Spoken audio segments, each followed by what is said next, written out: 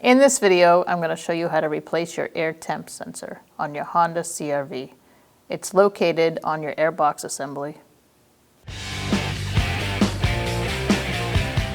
Alright, you're going to take some pliers and squeeze this, and then you're going to pull the sensor out. I'm using a screwdriver to kind of crack it loose.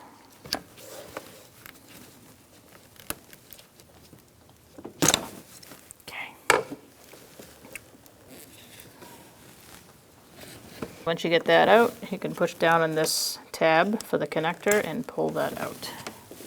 I'm going to connect the connector first because it's just easier than when it's already in.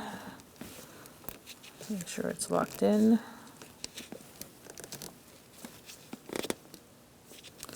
Alright, then you're going to put your hose clamp on. We are replacing ours since it was not working. It wasn't keeping things tight anymore. And then you're going to insert it into the airbox assembly. Okay, once it's in, you're going to tighten it down.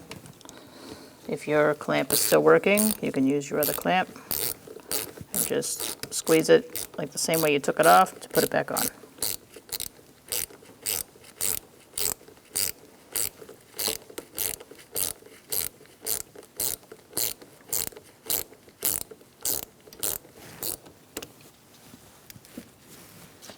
Do a little bit more. That's probably good. Now you can start your vehicle, make sure it runs, take it for a test drive. When only the best will do, demand TRQ. The only company that lets you view before you do. TRQ is committed to offering the highest quality aftermarket auto parts that are engineered for peace of mind. Thanks for using and viewing with TRQ.